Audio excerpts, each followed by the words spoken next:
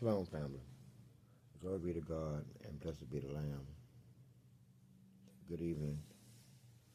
You know, I've been pondering for the last couple of days what to talk about. Things are happening fast, very fast. So I decided what we're going to deal with tonight is what seemingly is the rise of the Confederacy. Now,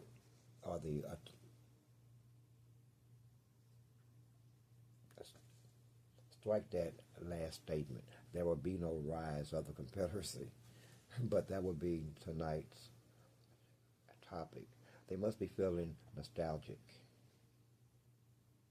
for old times. But anyway, the other topic was all of the deaths of black men, and every now and then a black girl. I think there's 2 or 3, all of them hanging in various locations throughout the South and on as the curricular level outside of the South, one by one. It's been at least 25 and 15 months. Anyway, that's what we're not going to talk about tonight. But I could easily tie one to the other. Easily. You know, it's funny how the Bible lays things out. The Bible lays things out, and it sees things futuristically. You just have to find the scripture. For every situation, there is scripture expounding of it or speaking on it. All of man's possible experiences are cataloged before he even does them. And then he does them. Now that's what blows my mind. That's what blows my mind.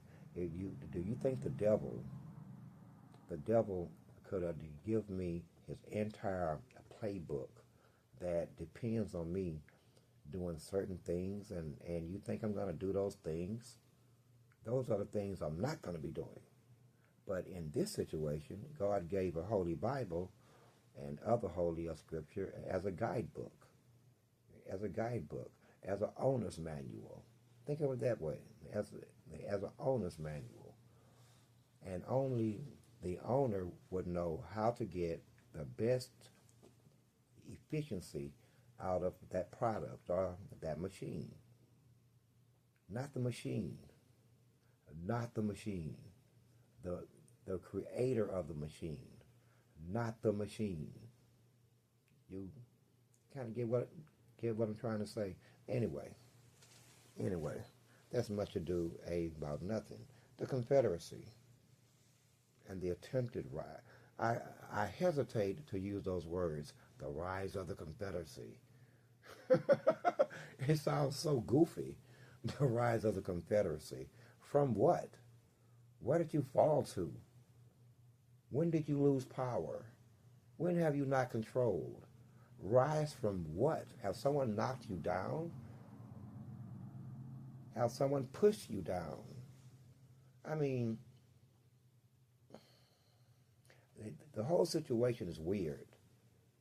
It's weird. And the hatred of Southern white people, not all of you, you guys are full of a whole lot of hate. Damn. I mean,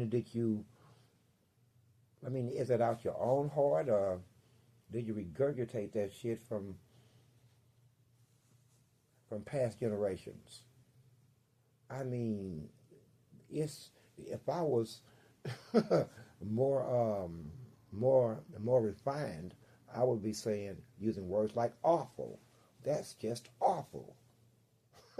Those are refined words used by the refined. I'm not refined.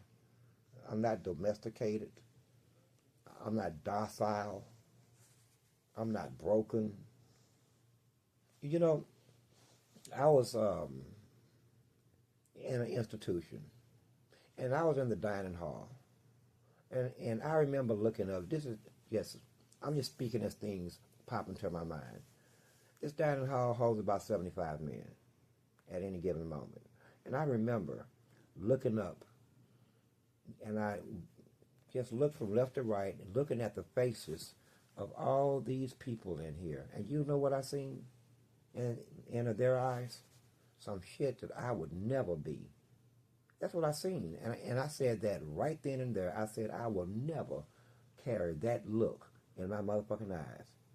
The look of I've lost. I've been beaten. I have to anything. That's what makes that look. And I said it then. I will never have that look in my face. At one point, some officials thought I was crazy. I was always on the hair trigger. I mean, they had said that they had never seen anyone maintain this level of anger for this long. No shit. That's what they said. We've never seen anyone maintain this level of anger for this fucking long. Damn, he's on hair to trigger every day. He's looking to pop something or pop off every day. He don't give a fuck if it's the convicts or it's the guards, it's the SSI, the goddamn nurse. He don't even give a fuck about the chaplain. We need to talk to him, isolate him, or something. I shit you not. I shit you not. But back to the Confederacy here and the would-be rise of it. I call that. I mean, I use that euphemism that euphemistic statement for a reason. Because it seems as though they're making moves toward going back to the 50s. I mean, I've seen it all. I mean, we see it politically, state for state. They're trying to redraw maps to make sure black people don't have a political voice. I guess that we shall be seeing poll taxes next. Poll taxes on our education. I mean, intellectual tests. They'll be testing our grade level, our proficiency maybe. You never know what's gonna come out of you at this point. In the meantime, we're dying like flies. You don't know how this started. And by the way, sirs, and would-be sirs, you do understand that this is the second time in fucking 20 years that you made my people feel like it's just open season. Open season. And you know what? I was at a store during the first go-round of it. It was right after Obama. And because a biracial, non-FBA, not even Negro at all. His mother was white. His father was Kenyan.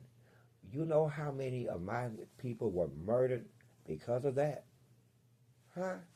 And he wasn't even black. Let that sink in. And shortly after that, so many of us had been murdered that grown-ass men were standing in corner stores talking amongst each other, hollering about this open season. And just as I was walking in the store and I heard this here, I'm looking over across the street from the store. There's a guy who's always in this little field. He do what he do, but he bothers no one. Okay? He been there like a long-ass time. It's like he fucking belonged there. He don't even hide this shit. So I'm standing there, and here come the police. And they U-turn, and now they're bothering him. And that's how that whole conversation had got started inside of the store. Someone else say, he don't bother nobody. He always there. Why are they fucking with him? Nobody knows. Man, it's open season on us. Bro, no, it is open season on you. I reserve the right to open season on anything or anyone who would dare open season upon me. And not only that, I may have to utilize first strike principles. In fact, I probably will. But anyway, open season. And that's how they feel right now. That, like it was in the 70s also. You could leave home. I mean, you guys are crazy, man. Awful, I say. This is just awful. If I was a refined gentleman, I'd be calling you awful. Awful. That's a very bad word if it's a refined gentleman and middle class and uppity. Even if they're black. Awful. That's right next door to Savage. At any rate, a man said that he would fight reparations. He was against reparations, and he then said, over my dead body. And it wasn't that he said that. I had the opportunity to look at him as he said. You guys are full of fucking hate.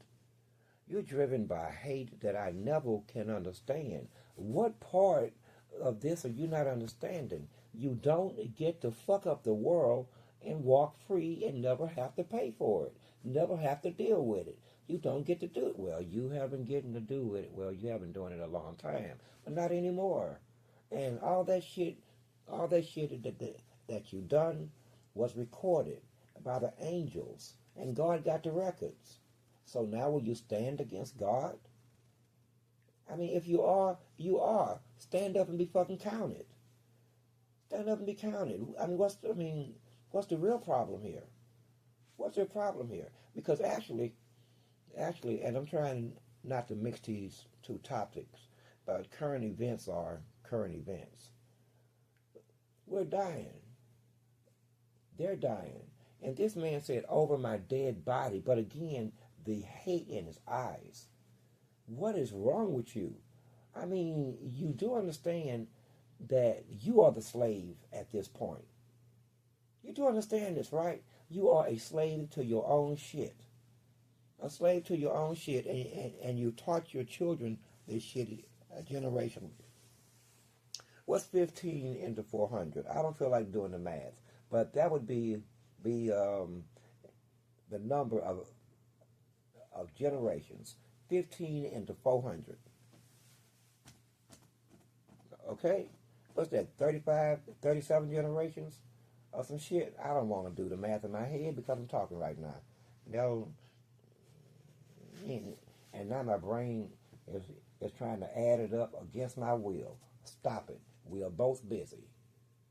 We're both busy. Because it seems, you having some kind of nostalgia. When was America great? And what does that mean? What does that mean? And great for who? I am what you would term black and worse. And that's the worst thing that you can be in America. Not only black, but a black male in a system of racial caste that won't admit that it has a system of racial caste. Not democracy. You can't have racial caste and still have a democracy. Yet they try. And that's why it doesn't look like democracy. That's why the law doesn't look like the law, and the Constitution does not look like the controlling document or the controlling authority of the land. Because they are the Constitution. Apparently, they are the law. I'm talking about you white people, southern redneck crackers that just don't get it. You know how much blood you spilled? You know how many of your fathers had went to their graves and never paid for that? They got old. And they had their grandkids running around their knees, running around their front yard, while making damn sure that no one else ever had the same thing, even to the point of death. But do you know how many of them got old and went to their graves? Huh? A lot of them. A lot. And even now, well, minus one, maybe minus even two. I'm thinking two. I think the other one is somewhere comatose, catatonic, or dead. Now, I've called neither one of these gentlemen by name, but I don't owe them that. The man said over his dead body, and I'm still trying to figure out why. Why would you say such a thing? That I'm not going to pay you your money unless I die. You can get it from my fucking estate. And they going to fight you too. Okay. Damn. how bad do we need his money? Because this guy seems pretty motherfucking, sure about his fucking position here. He say that, you see what I'm saying? And I've been trying to understand. Out of the southern states, white people, southern redneck crackers, who are historically bound to Confederate type thinking, replete with Southern bells and this kind of stupid ass shit. But black people got the same kind of stupid ass shit going on too. But you know why they do? Because they mimic you. Everything you do, they do. Everything they do, you do. Like two peas in a fucking pod. We've been watching a long time. And it's ugly. It's embarrassingly ugly. Do you know that they tried to have what was that Cinderella story? The goddamn mermaid. Now, all my life, the mermaid been white. Cinderella been white. I'm just gonna. I want to show you something, sir. Do you know? I wish I could think of that pretty little black girl's name, and the white world just went off. And I said, well, that's fucking peculiar. Why do they believe they have to have the black version of you? Why is that? I found that to be kind of strange, and we've seen it over and over and over. What's that poor ass black woman? God, man, my poor brain again. The poor little impoverished girl. Right? Damn it, all these damn stories. But they had to have the black version of that one. Why can't you have your own fucking story, niggas? We got all kind of stories. But, however, I know this is an act of redundancy. This whole statement, this line of speaking that I'm on. It's an act of redundancy. They've been doing it like forever. You can go back to the 1940s black and white movies. It's right there. These are them is them. Cool, no problem. No problem at all. But you do understand that the South will never rise again with us in it. And you're being very inefficient in terms of just hanging us behind buildings, parks, across from the police station. Now that was just fancy. That's just too goddamn fancy there, man. That's fancy as hell. Come on, man. How do you explain it? But again, I don't want to talk about that though, because that's a different topic. But what is this hate? You know what I think? I've been thinking about this a long time, because you are so complicated. No, you're not, but you made these people crazy too. You know what? Shit just popping into my head. When I was 17 years old, I worked at Sears. Sears, right there in Greens Point. I worked in the garden center. Here's what happened. I was there a month. Now, I don't know. These people crazy. Now, here was my first red flag. Now that I look back on it. Me, and my coworker, which was a young white kid about the same age I was, we both took bag after bag after bag of garden rocks and mulch out to this guy's truck. Do you know? And this was a black dude. Man, y'all cray. You are hateful, and I don't know what it is. Do you know that he tipped the white guy and looked at me like I was crazy and got in his truck and drove off? I shit you not. This is the kind of shit I have experienced. Anyway, I got fired because a white girl, I shit you not. I'm out here watering the damn plants. Why you come where the water is? And then went back in there and said I sprayed her. I shit you not. So this hate runs long and deep. Both long and deep. And you teach it to your children. They're going to be nutcases just like you. They're already there. You have a young version of the Tea Party right now. You went from the Tea Party, then you became MAGA, and now you have the MAGA Junior, TPUSA, turning point. Okay, I don't know which way y'all asses is turning, but you should consider it should not involve us. We have our own plans, and our plans are simple. You're going to pay the money, and then we're leaving.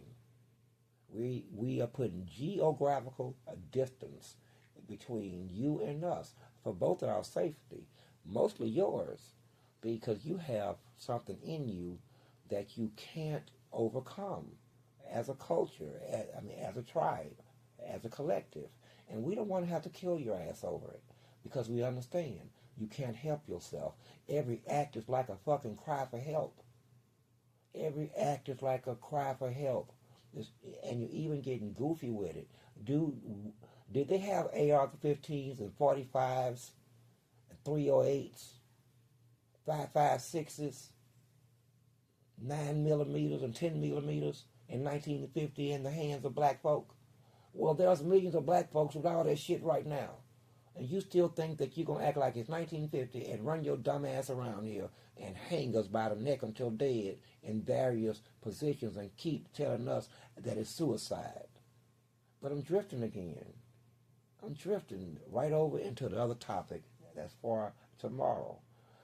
Anyway, the South is not going to rise again. You do understand this. You can make as many political moves and sociological moves and psychological moves in your head that emanate from your bedrooms and your kitchen tables to your places of worship and employment. It will never be. You do know what that statement means, right? Exactly like it sounds. Some things can be, some things can't be. See, I'm going to tell you why this can be. Because it's the rules. I try to explain this shit all the time. Everything, every scenario, every possibility, every life, every person, it can only exist once. They may replicate themselves, but they only can exist once. And what you're trying to do is bring back an era where I guess America was great for you. I can only imagine what that meant. I mean, for us. I used to say, man, you guys better be lucky I wasn't no motherfucking slave. But now that I think about it, jeez. Plus I was kind of good looking too. Oh no. I can only imagine. I can only imagine. I can only imagine. And even today, from my personal experience, I've told you, at your hands, and ain't no way out of it being at your hands either, because you control everything. You control everything. When I say everything, you have infiltrated everything. So you are responsible. You are the big dog in the Southern construct, or in the Southern social construct and social structure. You are responsible. So there's no need for me to address actually anyone else but you. You control them, and when you're not controlling them, they are very busy either adoring you or showing you a healthy dose of respect, which I call fear. Not respect, fear. And you think it's respect too, but it's not, sir. It is fear of you. You forget your own history. What haven't you done? And why would they not exhibit fear by those who you did it to? Why would they not exhibit fear, especially those over 40, while they still act tough? At any rate, there shall be no rising of the confederacy. And, while we at this thing, as I thought about it, I thought about Bible scripture. And there's there's scripture in Psalms that describes your situation to a T. And I was like, man, you know what? I have to tell you about it.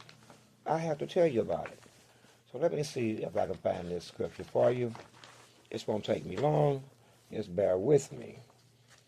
Just bear with me. I was just reading it earlier. Samuel King, where's Psalms at? Bear with me. I'm going to tell you what you're guilty of and what you're up against. See, you make the sad mistake. You think that you are attacking them. May I say to you that there's no them like that. I know you don't understand. I know you don't understand this type of thinking, but you should take my word for it. I mean, at any rate, do I need my glasses? Yeah, I'm gonna get my glasses because I want to read this one straight. This is from Psalms, chapter 83, a song or psalm of Asaph, complaint concerning enemy conspiracies. Enemy being you. Keep not thy silence, O God. Hold not thy peace. And be not still, O God. For lo, thine enemies make a tumult, and they hate thee, have lifted up the head.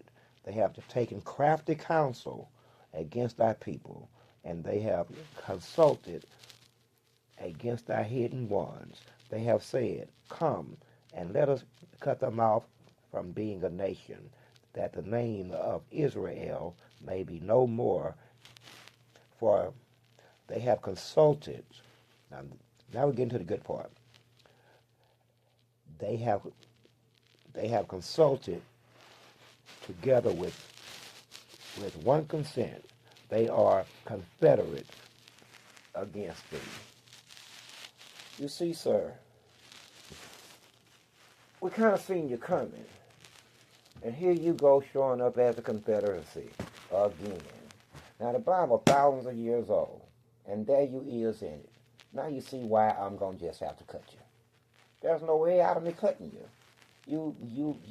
You have taken crafty counsel along with others, supporters, political understanders, donors, other races, crafty counsel with all of them. Now I'm going to have to cut them all. We might have to cut them all now. But you see what I'm saying, though. Confederate. Don't you find that interesting? Ain't that Bible something? Ain't that Bible truly holy? You don't get too much holier than that. He seen you coming. He seen you coming. And guess what? He baked your ass a cake, too. He seen you coming and he baked you a cake. So that's how this one's going to go, sir. You've been taking crafty counsel and you have become confederate. and then you name yourself that, the Confederacy. Sir, I don't think the stars line up any better than that. Do you? I mean, let's put the guns down. Let's just, me and you talk. I'm even willing to lower my weapon first. Okay? But you got to promise. Well, I haven't seen you break all your promises. You need to sign these papers. Nah, that don't matter. We seen you violate your signature. Shit, I just got to trust you on the blind. I'll be lowering my gun now. Now, well, you keep yours pointed at me. Just don't shoot me in the chest or nothing. And please don't shoot me. Please don't shoot me in the face. As much as I would like to shoot you in the face and would, on the gentleman's agreement, you shall not be shooting me at all. But if you decide to shoot me, it shall not be in the face. No closed casket for me, okay? No closed casket. Center mass only. Scout's honor? Man, I'm not going to shoot you. Shit. Anyway, why would you do that? Why would you become the very thing and take the title of the very actions that you undertook? The Confederates. What the hell? Do you just want to die? Do you just want to burn in hell? Do you just want to do battle with the angels and the monsters that slay demons? Do you want to just really do this? Do you want to be turned one neighbor against another? Make your soldiers kill each other. Make your bailiff kill the judge. Do you just want to do this? What is wrong with you? And meanwhile, man, that's on a different note. Turning out, lots of your judges are turning out to be quite the criminals, one by one. And then every time I think about how many times these same types of judge with no moral character has sit in judgment over us and put us in jail too.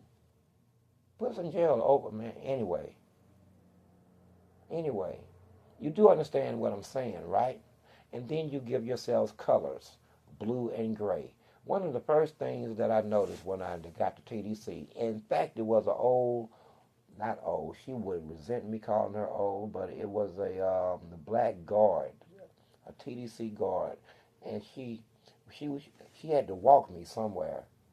Again, this high security shit, so as far as they concerned, I could kill her. And so not only was she walking me, there was somebody on the other side of the gate keeping pace with us, watching her walk me, because, again, as far as they concerned, at any given moment, she could be dead, and they have to call me in the goon squad.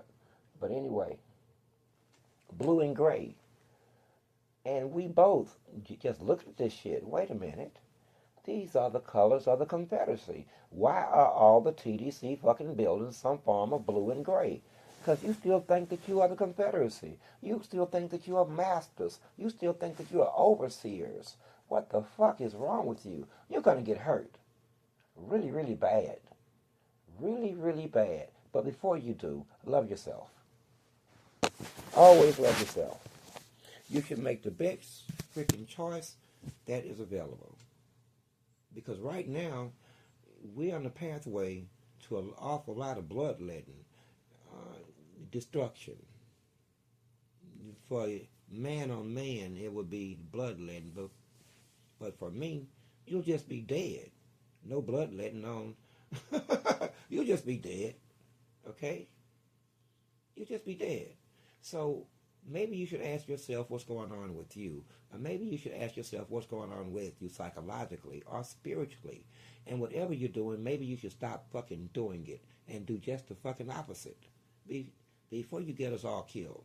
And by all, I mean you. I mean them. And you. And probably that other guy. Because we're going to go by the Bible, as you can see. I rooted you out. We rooted you out, and there you was. And the good book. And what have you done? Taken crafty counsel and become confederate against thee and thy chosen and thy hidden ones. Bless your heart. Bless your heart. Now, why would you do that, though?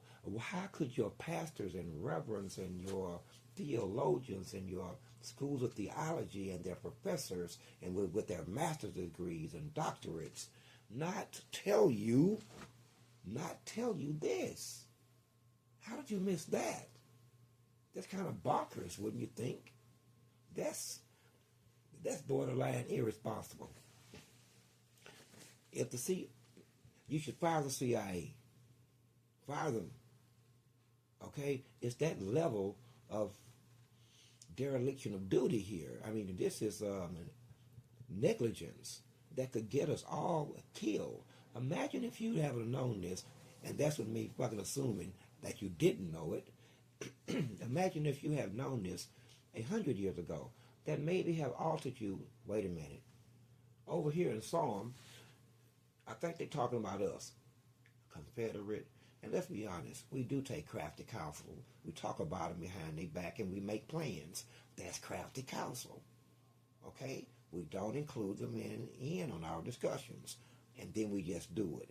That's crafty counsel. So how did you miss that with all of these degrees? You give each other degrees. All kinds of degrees. Associates, bachelors, doctorates, masters. I mean, Goodness gracious, man, listen here. How did you miss that part? And if you knew that part, that means you knew it, and I'm gonna do it anyway. And I'm so freaking into doing the opposite of what's right and standing against God. I'm gonna even give it colors and name ourselves the Confederates. And I keep asking myself, though. I mean, you had to be. Maybe you. I don't know, but I asked myself from a student of history, and I would like to know how you did it. How did you pull this off? Don't get me wrong. I know you don't know what I'm talking about as of yet. But how do you do what you did in terms of genocide and slavery and all the stuff that goes with it, assassinate the president, and freaking attempt to split the union and still wind up with seats at the table? I mean, I don't know how you did that. I simply don't know how the union beat the living crap out of you to the equivalency of saying, please don't hit us anymore. We're starving. We ain't got no cannonballs and bullets. They about to eat each other, and some of them was. They falling by the wayside. You done overrun. Our Papillon plantations. You all the way into the South now. It's like you filling up our thigh. I mean, this is just too much. Would you just remove your hands from our thighs? It's like you're filling us up here. But that's not the point. The point is, how did you get even a seat at the table? You see what happens when you allow what's basically criminals to the ultimate, if you can think you can own another man. And there's even got scripture for that. But how'd you get a seat at the table? I would love to. I'm going to have to pull up the minutes. I'm going to put up the political minutes, of the arguments that led up to you having a right to sit at the table after you just tried to split the union and you assassinated a fucking president here. I'm still having trouble with that. But there's something else about this Bible, though. It was just in my mind, too. I'm sure it'll come back to me. But you're all over this Bible. We're all over this Bible. The situation is all over this Bible, and the end is all over this Bible. Like I said, you don't have to believe in the Bible. You don't have to believe in God. You don't have to believe in Jesus or Moses or Abraham or Zechariah or Micah or Nazarene or Jerusalem or Genesis or the giants or the fallen or anything else. All of that is irrelevant in terms of belief and religion. But as my enemy, here's where the value comes in. It tells you almost exactly what I'm going to do next. Not exactly, like I couldn't tell you what exactly what God's next move is going to be. But I can tell you, whatever his next move is, my move is going to be based on how he moved. And his move is going to be based on how I just moved. This is one of the, and how we got there, that kind of trust is amazing. I went out on a limb, and I knew I had went out on a limb when I had made the statement out loud. But this one sealed the deal. I'm never gonna make God a lie, and He's never gonna make me a lie. And once I got away with it the first time, quote unquote, I've been running with it ever since. I just been running with it. He got my back, and I got his. That's just how we rolling now. I ain't gonna make him a lie, and he's not gonna make me one. So what I'm trying to tell you is, you need to consider. Excuse me. You should consider everything. I don't know what eats you, what drives you, but at this point, none of that shit matters. The only thing that really matters is that prophecy unfolds. That's what matters. If you if you try to resist prophecy unfolding, you will die. You will. There ain't no ifs, hows, buts, or maybes. You will die. You are living in the end times, unfortunately. But for some, they're rejoicing. But for others, it's a horror show. It's like living in a twilight zone, knowing that, eventually the sun's going to kill everybody. The whole sun is going to fall on the planet, and we're all going to die. So why are we doing It's like knowing the ending. And we know the ending. And you know the ending. And those who would know the scripture would know the ending. But like I was saying, there's no need for you to believe in the Holy Bible or any other Holy Scripture. But as a manual, think of it as a cheat sheet. Think of it as you done got your hand on the enemy plans. You got your hand, I don't know how you did it. Did they kill the spy? He got away? Well, they gonna kill him.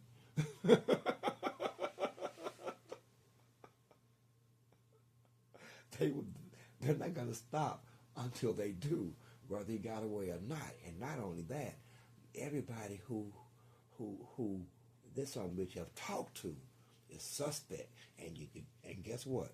They're not gonna even tell them that they suspect. Some of them gonna wind up dead too for just being suspect. That's how you have to clean up this mishap. It must be done. Every spy understands. Once shit goes sideways, you have to worry about more than just the people you were spying on.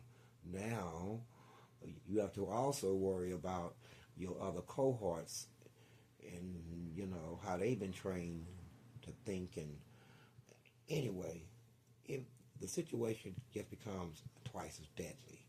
But the point is, you have been given the enemy manual, his entire strategy, God's entire strategy, point for point, move for move, pretty much, in which your decipherers and your translationists, even though, and that's something else.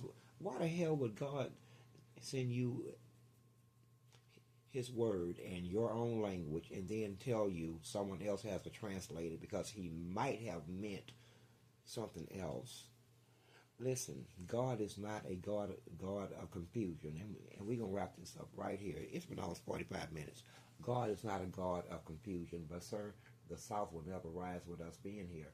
It'll only rise and placate your interests and your wants and needs without us being here, and you'll have to deal with that. Anyway, God is not a God of confusion. He does not confuse. I'm trying to tell you is the Bible doesn't need translation. It does not need translation. Why would he do that? Cause chaos in your mind? He might have meant this, or maybe I can apply this into my life in that way, but maybe he was talking, man, get the hell out of here. It don't need translating. It never did. It never did. Okay? Don't need translating. And the only time that there would be confusion, the man himself, Jesus, he would see the confusion coming, and he would say, there's confusion. This is going to confuse them. And that's why he would say to them, this is a parable. This is a parable, meaning it can have more than one meaning depending on what's happening inside your life and your perspective. This is a parable of the fig tree, a parable of the olive, or the branch of, the parable of the mustard seed. A parable. If he did not say it is a parable before he spoke it, then he meant every word he said. Just like he said it. Just like he said it. Period. End of discussion. Don't let him fool you. One last thing. Which Jesus do you want? You want the one that's gonna drag across, and while your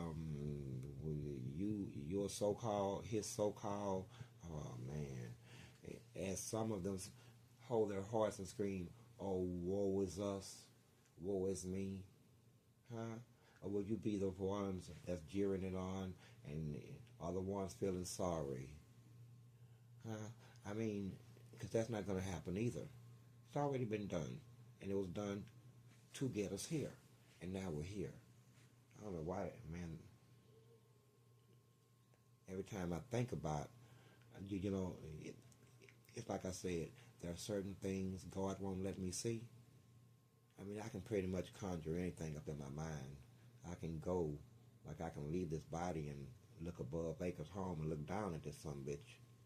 You have experienced me do it. Scary, huh? It's kind of fucking scary to be here and there at the same fucking time. Anyway.